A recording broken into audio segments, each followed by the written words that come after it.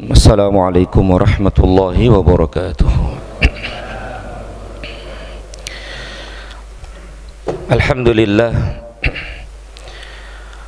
hamdan katsiran tayyiban mubarakan fihi kama yuhibbu rabbuna wa yarda. Asyhadu an la ilaha illallah wahdahu la syarika lah wa asyhadu anna Muhammadan abduhu wa rasuluh. Allahumma salli wa sallim wa barik ala abdika wa rasulika Muhammad ibn Abdillah alaihi salatu wassalam wa ala alihi wa sahbihi ajma'in. Qala Allah ta'ala ya ayyuhalladzina amanu taqullaha haqqa tuqatih wa la tamutunna illa wa antum muslimun. Wahai orang-orang yang beriman, bertakwalah kepada Allah dengan sebenar-benar takwa. Wala tamutunna illa wa antum muslimun, dan janganlah kalian sekali-kali mati melainkan dalam keadaan Islam. Thumma amma ba'd.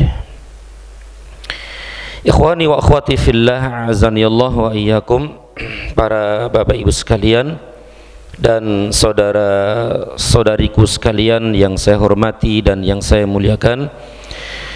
Pertama, segala puji hanya milik Allah Rabbal Alamin.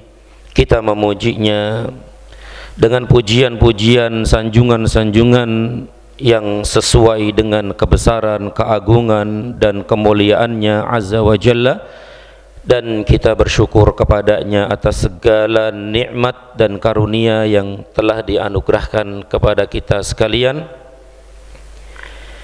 sehingga alhamdulillah di pagi yang berbahagia ini kembali kita dipertemukan, dikumpulkan di majlis yang mulia ini dan di tempat yang mulia ini untuk bersama-sama beribadah kepadanya, bersama-sama at-taqarrub, mendekatkan diri kita kepadanya dengan sedekat-dekatnya, yaitu dengan bersama-sama belajar dan menuntut ilmu agama, ilmu syar'i sebagai bekal hidup kita di dunia ini menuju Allah Rabbal Alamin. Semoga Allah Subhanahu wa ta'ala menjadikan majlis kita ini, pertemuan dan perkumpulan kita ini, majlis yang dirahmati, diberkahi dan diridhai, dan sebagai sebab diampuni dosa dan kesalahan kita. Amin ya Rabbal Alamin. Tidak lupa salawat dan salam selalu dan senantiasa tercurah kepada junjungan Nabi besar kita Muhammad sallallahu alaihi wasallam. Nas'alullah ta'ala bi asma'ihil husna wa bi sifatihil ulia. Kita berdoa dan mohon kepada Allah Subhanahu wa ta'ala dengan nama-namanya yang indah dan sifat-sifatnya yang mulia. Allahumma inna nas'aluka ilman nafi'an wa rizqan tayyiban wa amalan mutaqabbala. Ya Allah, anugerahkan kepada kami ilmu yang bermanfaat, rizki yang baik dan amalan yang diterima. Allahumma alimna ma yanfa'una wanfa'na bima 'allamtana wa zidna ilma. Ya Allah, ajarkan kepada kami apa-apa yang bermanfaat bagi kami, dan berikanlah manfaat dari apa-apa yang telah Engkau ajarkan kepada kami. Wa zidna ilma. Ya Allah, tambahkan kepada kami ilmu. Amin ya Rabbal Alamin. Ya ikhwani wa akhwati fillah, azanillahu wa iyyakum, para bapak ibu sekalian dan saudara-saudariku sekalian yang saya muliakan. Seperti biasa, kajian kita di pagi yang berbahagia ini adalah pembacaan Kitabut Tauhid karya Syekh Muhammad At-Tamimi rahimahullahu ta'ala rahmatan wasi'ah, yaitu berkaitan dengan tauhid. Tentu masalah ini masalah besar, masalah agung, masalah mulia, karena memang itulah tujuan Allah menciptakan kita, tujuan Allah menciptakan seluruh manusia, bahkan tidak hanya manusia, jin pun demikian, yaitu untuk mentauhidkan Allah Subhanahu wa taala, untuk mengesahkan Allah Subhanahu wa taala, untuk menjadikan seluruh ibadah kita hanya untuk Allah Subhanahu wa taala.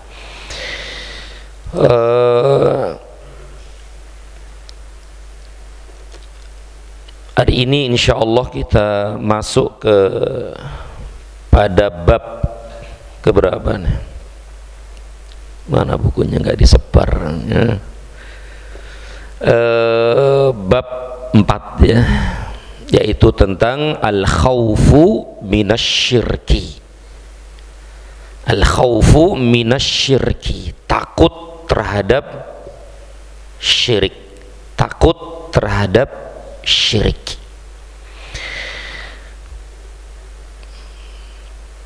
Penulis rahimahullahu ta'ala sangat tepat sekali ya menjadikan bab ini setelah bab tentang apa? Tentang tauhid, tentang hakikat tauhid, tentang apa lagi nih?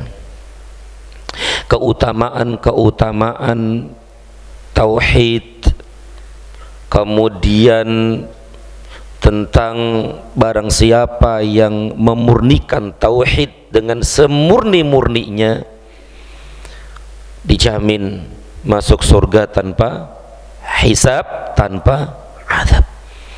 Ini bab-bab yang dibawakan oleh penulis rahimahullahu ta'ala, dan tepat sekali setelah itu baru bab ini, takut terhadap kesyirikan.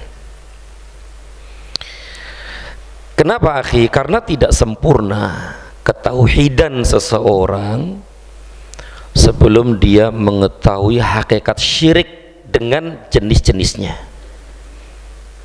Ya, tidak sempurna, tidak sempurna tauhid seseorang sebelum dia mengetahui, memahami syirik dengan bentuk-bentuknya. Kenapa akhi? Karena ketika seseorang tidak mengetahui sesuatu itu, maka kemungkinan besar dia akan terjatuh kepada sesuatu itu. Artinya ketika orang itu tidak tahu kalau itu syirik, kalau dia tidak tahu bahwa itu adalah syirik, maka kemungkinan besar dia akan terjatuh ke dalam kesyirikan itu. Karena sebagaimana yang kita ketahui, pepatah Arab mengatakan a'rifu syarra la lisyarri walakin litawaqqih. Aku mengetahui keburukan, aku mengetahui kejelekan bukan untuk melakukan kejelekan itu, bukan, tapi aku mengetahui keburukan, kejelekan agar aku terhindar, agar aku selamat dari keburukan itu. Makanya tidak sedikit dari orang itu terjerumus ke dalam keburukan karena dia tidak tahu kalau itu keburukan.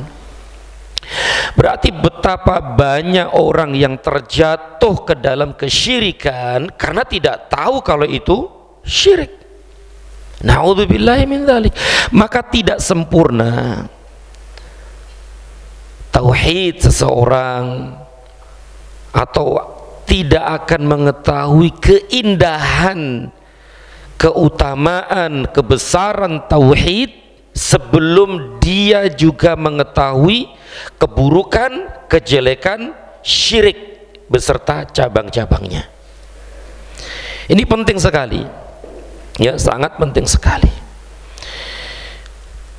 Oleh karena itu, kalau kita perhatikan saudara-saudariku sekalian, kalau kita perhatikan kisah para sahabat, Kenapa mereka itu mengapa mereka itu adalah orang-orang generasi terbaik dari umat ini? Salah satunya adalah ketika mereka telah menerima tauhid dengan semurni-murninya. Dia menerima tauhid dengan sesungguhnya. Kenapa? Karena dulu mereka telah merasakan apa? Syirikan. Sebelum datang Islam, sebelum diutusnya Nabi SAW, dan sebelum mereka masuk Islam, mereka mayoritas terjerumus ke dalam kesyirikan, pembunuhan, pokoknya semua kemaksiatan termasuk adalah kesyirikan. Dan antum tahu bagaimana dulu orang-orang Mekah, ya, dulu orang-orang musyrikin Mekah waktu itu, ketika Nabi SAW menaklukkan kota Mekah, di sisi-sisi Ka'bah itu ada berapa berhala itu? Ada berapa berhala di Ka'bah waktu itu yang dihancurkan oleh Rasulullah dan para sahabatnya? 360 berhala di situ. Berarti benar-benar waktu itu mereka jatuh, terjerumus jauh ke dalam kesyirikan, sehingga mereka ketika hidup dalam seperti itu, datang cahaya tauhid, datang cahaya iman, mereka menerimanya, sehingga benar-benar mereka mengetahui hakikat tauhid, mereka mengetahui hakikat Islam, hakikat iman, karena sebelumnya dia tahu hakikat kesyirikan. Maka sungguh kita tidak akan merasakan nikmatnya tauhid, kekuatan tauhid, keutamaan tauhid, kebaikan tauhid, sebelum kita mengetahui hakikat syirik itu apa. Bahkan kalau kita tidak tahu syirik, maka ya sudah. Makanya kata pepatah, ad-daddu yudhiru husnahu ad-diddu wa bid-diddi tatabayyanul asya. Masya Allah, ya. Ad-daddu yudhiru husnahu ad-diddu, sesuatu itu akan diperlihatkan keindahannya dengan lawannya. Sesuatu itu akan diperlihatkan, akan ditampakkan keindahannya dengan lawannya. Betul Pak, ya? Dengan lawannya. Kemudian wabiddiddi tatabayyanul asya, dengan lawannya sesuatu itu akan nampak dan terlihat jelas. Ini pepatah Arab, ya. Dan memang nyata seperti itu. Begini misalnya, kita tidak akan pernah merasakan nikmatnya makanan kecuali kalau kita lapar. Coba kalau kenyang terus, nggak pernah ngerasain nggak enaknya lapar. Kita tidak akan pernah merasakan nikmatnya air kecuali kalau air itu sudah nggak ada tuh, baru kita ngerasain nikmatnya air. Dan kita pun demikian, kalau kita tidak akan merasakan nikmatnya sehat kecuali kalau sakit.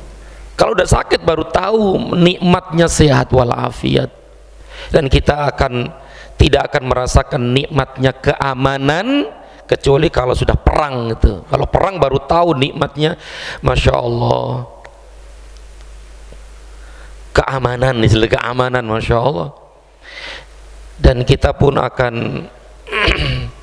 tahu, orang itu kita tidak akan tahu nikmatnya terang seperti ini kecuali kalau sudah gelap. Masya Allah. Nah, inilah sesuatu itu akan ditampakkan keindahannya dengan lawannya, dan dengan lawannya sesuatu itu akan nampak jelas. Masya Allah, putihnya sesuatu akan nampak putih kalau di sampingnya ada hitam ya, itu Masya Allah. Nah itu subhanallah. Dan begitu juga seseorang, kita nih tidak akan tahu kebesaran, kemuliaan, keagungan tauhid sebelum kita tahu hakikat kesyirikan. Maka ini masalah penting sekali, yaitu tentang syirik, kesyirikan. Mungkin ada sebagian orang yang mengatakan, "Weslah, nggak usah membahas masalah syirik lah. Kita akan, masya Allah, insya Allah semuanya bertauhid lah. Nggak mungkin ada kesyirikan lah dalam tubuh kaum muslimin. Nggak mungkin lah." Betul nggak? Nah, mungkin ada pertanyaan, nggak usah lah dibahas masalah syirik.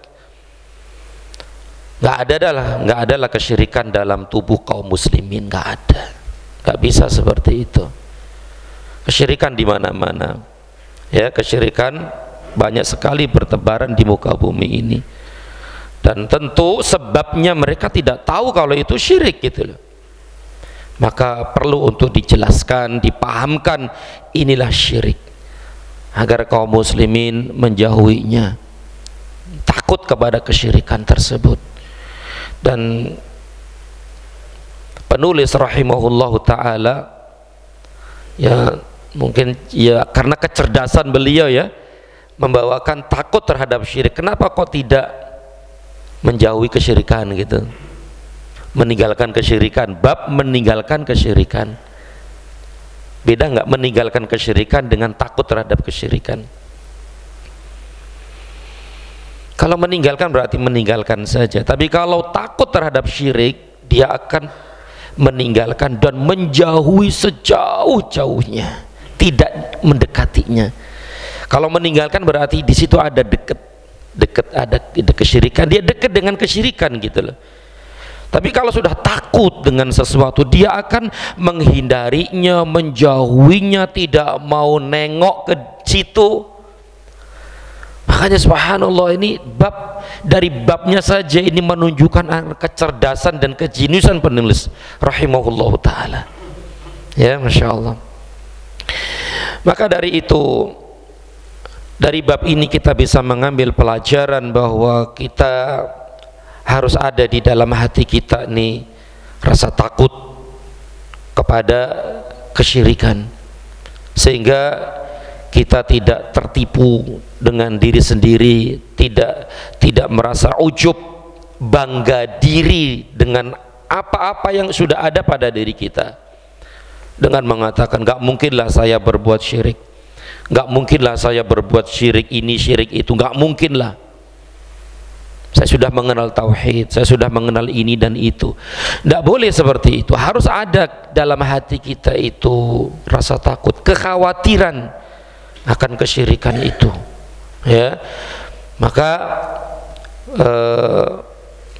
nanti dibawakan oleh penulis rahimahullah ta'ala tentang ayat yang menunjukkan bahwa Nabi Ibrahim alaihissalam itu saja takut kepada kesyirikan dan berdoa kepada Allah agar dijauhkan dari kesyirikan beserta anak cucunya. Ini antum tahu sendiri siapa Nabi Ibrahim alaihissalam. Dia itu imamul muwahhidin, pemimpinnya, pemimpin orang-orang yang bertauhid, nomor satu, yang tidak mungkin dia itu berbuat syirik, tidak mungkin. Bahkan dulu sudah kita ceritakan tentang Nabi Ibrahim, bagaimana dia itu dibakar, bagaimana dia itu berdialog dengan penyembah-penyembah apa itu, penyembah-penyembah bintang ya, matahari, bulan dan yang lainnya. Semua tentang kesyirikan. Kemudian Allah abadikan dalam Al-Quranul Karim. Nabi Ibrahim saja itu takut kepada kesyirikan, bagaimana dengan kita? ya, maka kita tidak boleh merasa aman, tidak boleh merasa puas diri, ujub bahwa kita tidak akan terjerumus ke dalam kesyirikan. Kemudian bagaimana akhi kita, bagaimana kita agar bisa selamat dari kesyirikan? Bagaimana caranya kita bisa selamat dari kesyirikan? Tentu yang pertama adalah mempelajari tauhid. Mempelajari tauhid dengan sebenar-benarnya. Ya, sebenar-benarnya. Mempelajari tauhid dengan sesungguh-sungguhnya. Terus belajar tauhid sampai mati, sampai kita diwafatkan oleh Allah Subhanahu wa taala. Kemudian yang kedua adalah mempelajari syirik. Mempelajari kesyirikan. Oh ini syirik, oh ini syirik, bentuknya ini 1, 2, 3, 4 dan seterusnya, agar kita tidak terjerumus ke dalam kesyirikan itu, sebagaimana tadi sudah kita sampaikan, ya. Kemudian juga kita berusaha untuk menjauhi kesyirikan itu sendiri dan menjauhi orang-orang yang berbuat syirik. Menjauhi kesyirikan itu bentuk kesyirikan, kita jauhi sejauh-jauhnya, dan menjauhi orang-orang yang berbuat syirik. Nah, ini 3 langkah ya agar kita selamat dari kesyirikan. Yang pertama adalah belajar tauhid. Belajar tauhid, terus belajar tauhid. Kemudian yang kedua, mempelajari kesyirikan, mengetahui kesyirikan. Kemudian yang ketiga, menjauhi kesyirikan dan orang-orangnya, orang-orang yang berbuat syirik, menjauhi itu. Inilah langkah-langkah agar kita selamat dari kesyirikan. Apa itu syirik, Pak?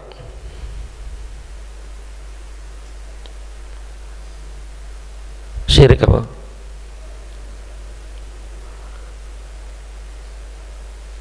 Ittikhadun nid ma'allah. Ittikhadun nid ma'allah itu syirik, yaitu mengambil tandingan bagi Allah, mengambil tandingan bagi Allah, menjadikan tandingan-tandingan bagi Allah Subhanahu wa taala. Tandingan itu apa? Menyamakan,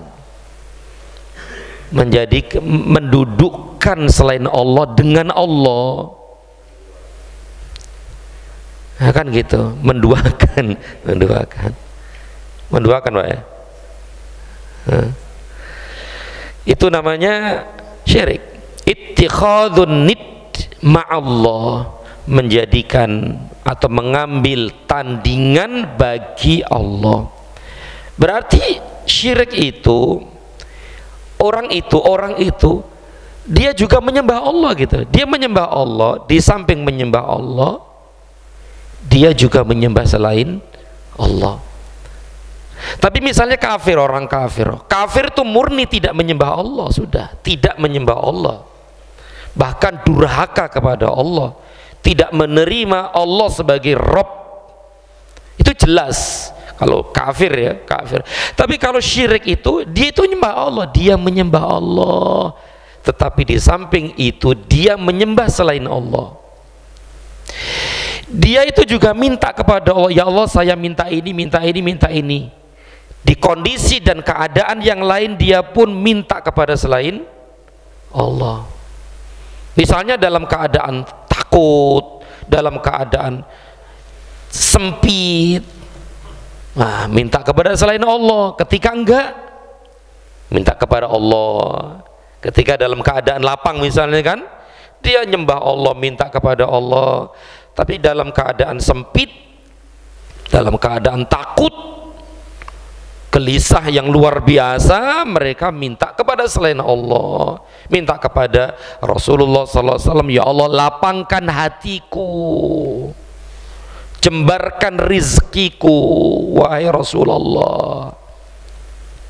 kesempatan lain, ya Allah tolonglah aku, ya Allah, dan seterusnya. Itu syirik ini kan. Menyembah Allah juga menyembah selain Allah, minta kepada Allah juga minta kepada selain Allah. Berarti yang selain Allah ini sekutu bagi Allah. Masya Allah, ini kan kedurhakaan yang luar biasa. Makanya sering kita sampaikan, akhi, bahwa kezaliman yang paling zalim itu adalah syirik. Kesesatan yang paling sesat syirik. Keburukan yang paling buruk syirik. Dosa besar yang paling besar syirik. Kenapa? Karena dia menyamakan dengan Allah, menyamakan sesuatu dengan Allah. Masya Allah. Berarti kan mengambil hak Allah kan ya akhi ya? Mengambil hak Allah. Nah itu syirik. Dia bertawakal kepada Allah, juga bertawakal kepada selain Allah. Dia menyembelih untuk Allah, menyembelih binatang untuk Allah, berkurban, nazar dan yang lainnya. Tapi terkadang juga dia menyembelih untuk selain Allah. Untuk siapa ini? Untuk jin, untuk penunggu ini, penunggu itu, biar nggak diganggu, nyembelih. Syirik itu berarti dia musyrik. Dia menyembelih untuk Allah, terkadang menyembah untuk Allah, nyembelih ya. Tapi terkadang dia menyembelih untuk selain Allah, penunggu ini, penunggu itu, biar ini, biar itu, biar nggak diganggu dan yang lainnya, baik itu kambing, baik itu sapi, baik itu ayam, warna ini, warna itu, umur ini, umur itu, menghadap sono, menghadap sini, darahnya diginiin dan seterusnya. Ini syirik, ini syirik. Dan masih banyak lagi, dan akan disebutkan nanti insya Allah bentuk-bentuk kesyirikan di kitab ini. Bentuk-bentuk kesyirikan termasuk menyembelih kepada selain Allah subhanahu wa ta'ala dan seterusnya. Nah itulah syirik, ittikhadun nid ma'allah, yaitu mengambil tandingan bagi Allah subhanahu wa ta'ala. Bahkan ada yang mengatakan syirik itu taswiyatul makhluqi bil khaliqi fima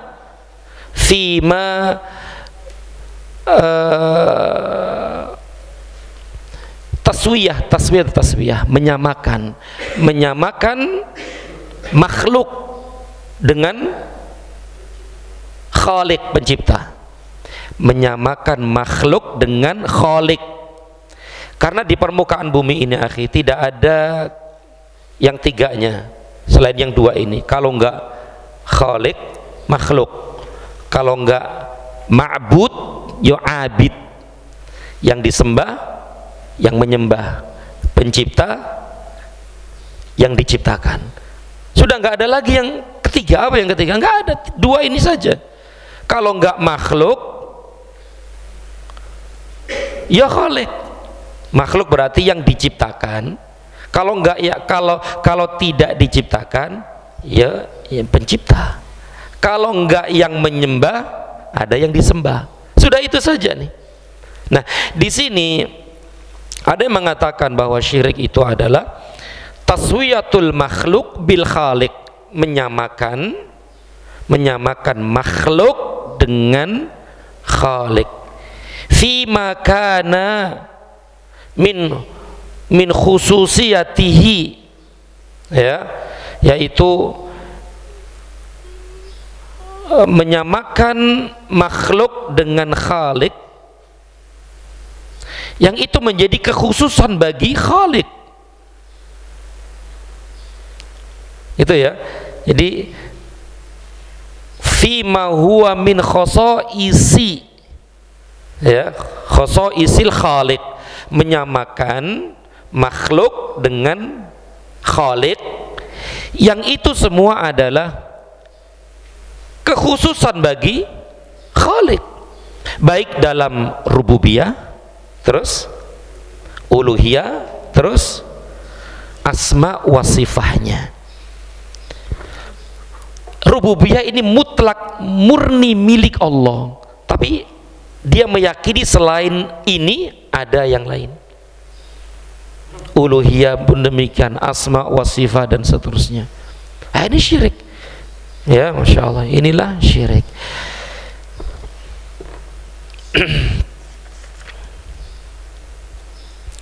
Jadi pada perkara-perkara yang menjadi kekhususan pencipta tadi, baik rububiyahnya, uluhiyahnya, dan nama-nama dan sifat-sifatnya, itulah syirik. Tapi kalau yang pertama tadi, insya Allah mudah diapal, yaitu ittikhadun nid ma'allah, menjadikan tandingan-tandingan bagi Allah, itulah syirik. Berarti sekali lagi akhi, musyrik, orang-orang yang menyekutukan Allah, itu dia juga menyembah Allah. Di samping menyembah Allah, menyembah yang lain.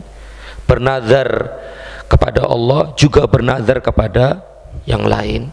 Menyembelih untuk Allah, juga untuk yang lain. Berdoa minta kepada Allah, juga minta kepada yang lain. Sebagaimana dulu orang-orang musyrikin zaman dulu banget, ketika mereka terumbang-ambing di atas lautan nan luas dalam keadaan takut, gelisah dan seterusnya, mereka minta kepada siapa? Minta kepada Allah, memurnikan tauhid, yaitu minta kepada, ya Allah tolonglah aku, begitu. Tapi setelah Allah menolong mereka dan sampailah di darat, baru mereka minta kepada selain Allah, kembali ke berhala-berhalanya gitu. Kalau sudah nyampe di darat tuh, mereka kembali ke berhala-berhala mereka. Tapi ketika mereka itu ada di lautan, diombang-ambing oleh ombak lautan yang luas, bahaya sekali, mereka tulus ikhlas minta kepada Allah Subhanahu wa ta'ala. Itu zaman dulu. Tapi zaman sekarang akhi, lapang nggak lapang sama aja. Lapang yang ngono, sempit yang ngono juga. Berarti mana lebih parah nih, dulu sama sekarang? Lebih parah mana? Ya sekarang lah, sekarang. Masya Allah. Ya ini tentu kebanyakan karena mereka tidak tahu tentang hakikat kesyirikan, sehingga terjatuhlah mereka ke dalam kesyirikan tersebut. Na'udzubillahi min dzalik. Maka dari itu akhi fillah, penting sekali untuk kita membahas masalah ini, yaitu takut terhadap syirik. Takut terhadap syirik. Karena kita tahu semua, kita sudah bahas di pertemuan-pertemuan yang lalu, orang yang terjatuh ke dalam kesyirikan, dia akan mendapati masalah besar banget sudah. Masalah yang pertama, amal-amalnya hangus, amal-amalnya hilang, sirna musnah, gugur. Jadi amal-amal yang dia lakukan selama di dunia ini dari semua kebaikan, tapi kalau dia berbuat syirik, hangus semuanya kan, habis semuanya, habis ludes. Tidak ada satupun kebaikan yang dia bawa menghadap Allah Subhanahu wa ta'ala. Ya Allah, haji yang sekian kalinya, umroh yang sekian kalinya, sodako, puasa, dan seterusnya, amal-amal hilang ludes, habis gara-gara satu nih, syirik. Ya Allah, ini bahaya banget nggak nih? Bahaya, dia terjatuh ke dalam bahaya yang luar biasa. Menghapus amal secara keseluruhan. Kemudian dia, bahaya berikutnya apa? Tidak diampuni dosa-dosanya, tidak diampuni dosa dan kesalahannya. Masya Allah, seandainya orang yang berbuat syirik itu diampuni oleh Allah, tentu yang paling berhak mendapatkan ampunan Allah adalah paman Abu Thalib. Siapa pamannya ini? Pamannya Nabi, Abu Thalib kan? Abu Thalib.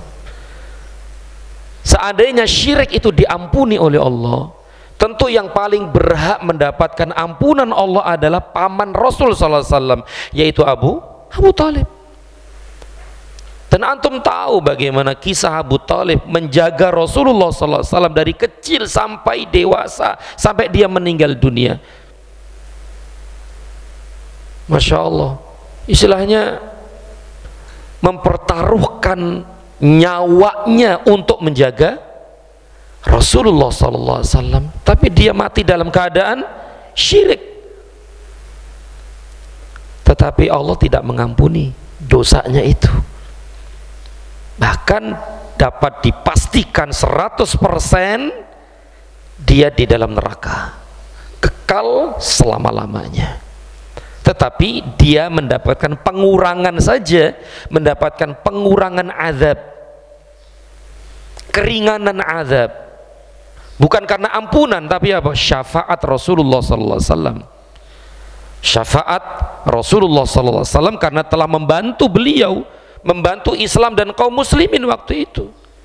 Dengan syafaat itulah dia mendapatkan siksa yang paling ringan, siksa yang paling ringan, dan itu kekal selama-lamanya.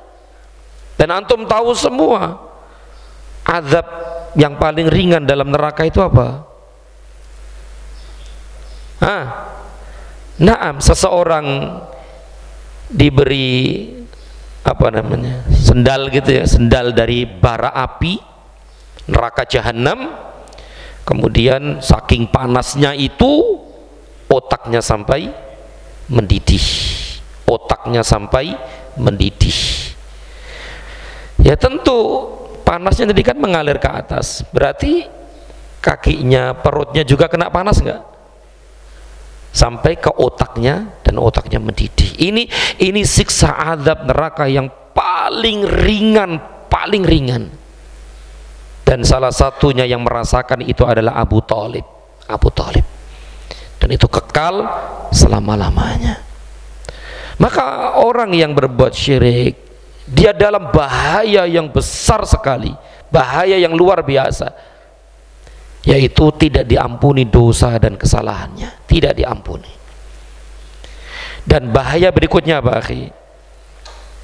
Dia kekal di dalam neraka. Dia kekal di dalam neraka selama-lamanya, kekal selama-lamanya, tidak akan pernah keluar dari neraka, abadi selama-lamanya. Ini syirik, bahaya besar, akhi, bahaya besar. Ya, Masya Allah.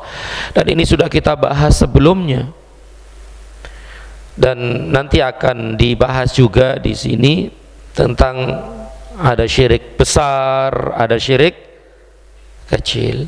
Bedanya apa syirik besar sama syirik kecil itu? Jelas. Kalau syirik besar tadi sudah kita sebutkan bahaya-bahaya 3 tadi itu. Hilang semua amal, tidak diampuni, kekal di neraka. Ini syirik besar, syirkul akbar. Nah, syirik kecil itu yang pertama, amal-amalnya tidak semuanya hilang. Amal-amalnya semua tidak semuanya habis, tidak semuanya hilang. Yang hilang apa? Yang habis apa? Amalan yang ada syiriknya tadi itu. Misalnya nih, sholat, dia khusyuk-khusyukkan, dia ini ingin dilihat, ria syirik nggak? Syirik. Syirkul asghar, iya syirik kecil. Syirik kecil dia, ya. Berarti amal yang hilang itu, yang terhapus itu hanya amalan yang ada riaknya saja. Itu syirik kecil. Yang ada riaknya saja itu yang hilang, yang nggak diterima. Tapi amalan-amalan lain yang ikhlas karena Allah, mengikuti petunjuk Rasul, itu diterima. Tapi yang ada riaknya tadi saja yang hilang. Tapi kalau syirik besar semuanya ada riyanya, ikhlasnya, riyanya, semuanya habis. Masya Allah ya. Kemudian yang kedua, dia diampuni oleh Allah. Kalau syirik kecil masih ada peluang, kesempatan untuk dapat ampunan Allah Subhanahu wa taala, sebagaimana ayat yang akan dibawakan oleh penulis rahimahullah taala nanti. Kemudian yang ketiga, tidak sampai mengekalkan dia. Pelaku-pelaku syirik kecil tidak kekal di neraka, tidak kekal di neraka. Tapi yang kekal itu adalah yang syirik besar. Tetapi yang jelas akhi, meskipun syirik kecil, tapi itu adalah dosa yang paling besar.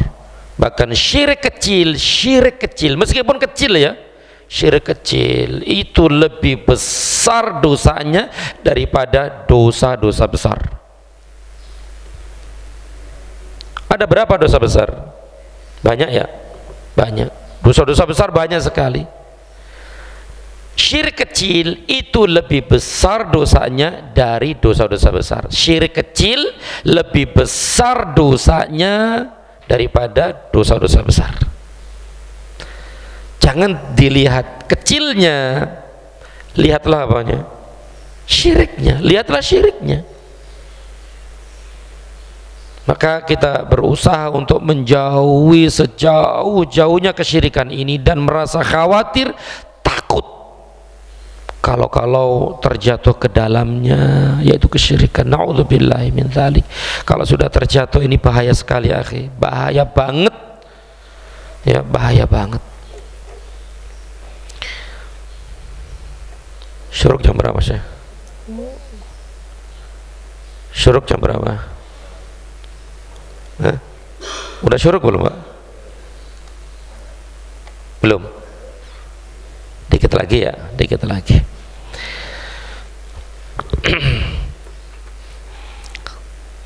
Kita baca dulu di sini. Penulis rahimahullahu taala membawakan beberapa dalil dari Al-Quran dan Sunnah. Yang pertama adalah dalil Al-Quran surat An-Nisa ayat 48 dan ayat 116.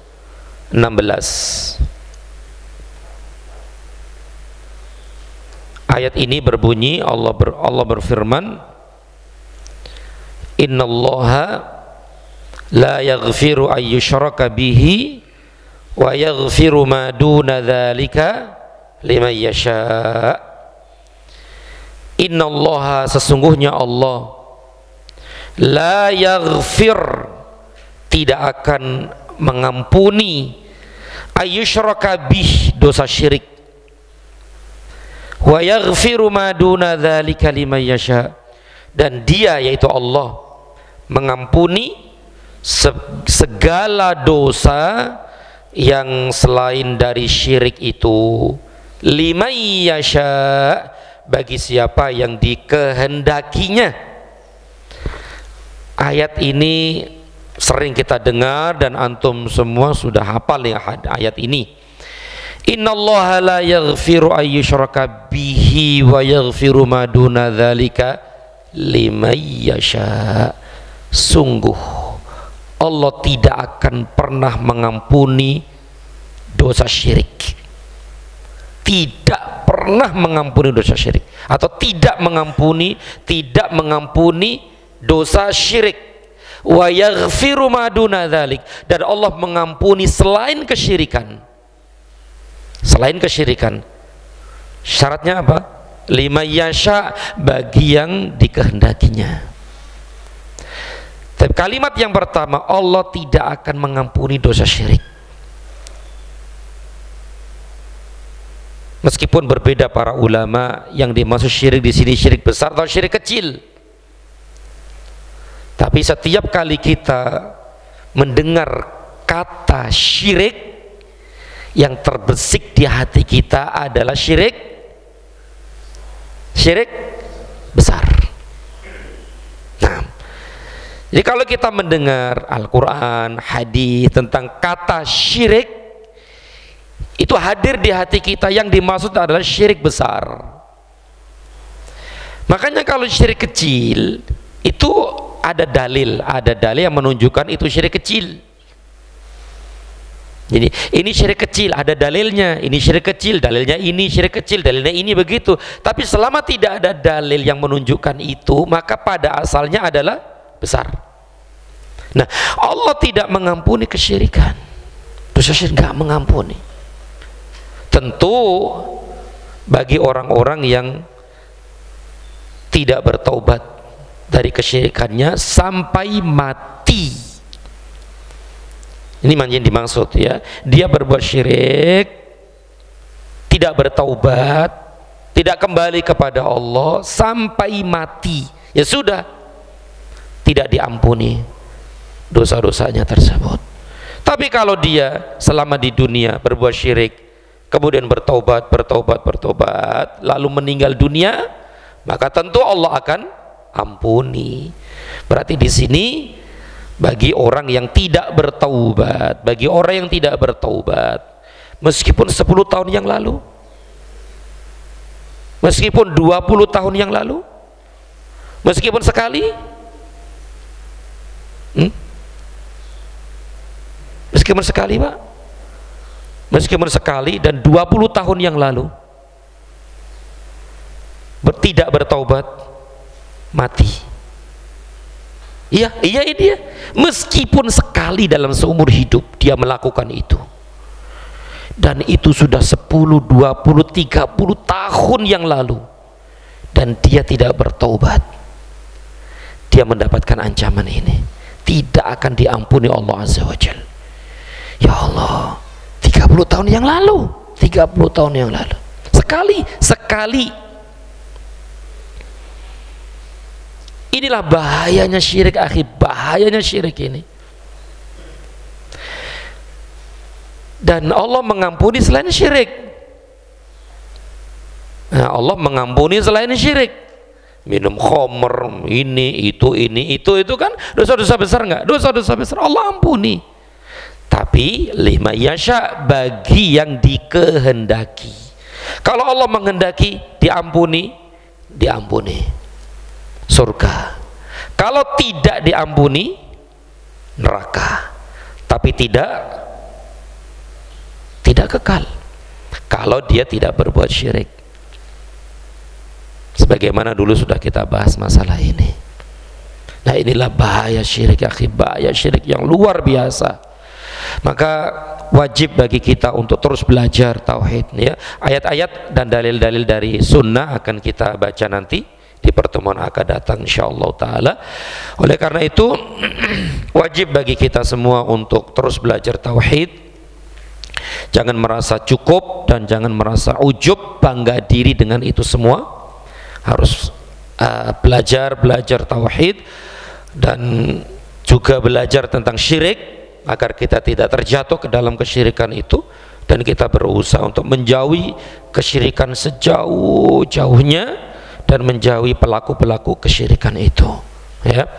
Mudah-mudahan Allah Subhanahu wa taala menjaga kita semua dan keluarga kita semua dari kesyirikan, dan semoga Allah Subhanahu wa taala mengampuni dosa dan kesalahan kita, amin ya rabbal alamin. Demikian yang dapat disampaikan, semoga yang sedikit ini bermanfaat, dan lebih kurang mohon maaf. Yang benar dari Allah Subhanahu wa taala, yang salah dari diri saya dan dari syaitan, dan kita semua mohon ampun kepadanya. Wa sallallahu ala Muhammad wa ala alihi wa sahbihi wa sallam. Subhanakallahumma wa bihamdika asyhadu an la ilaha illa anta astaghfiruka wa atubu ilaik. Wassalamualaikum warahmatullahi wabarakatuh.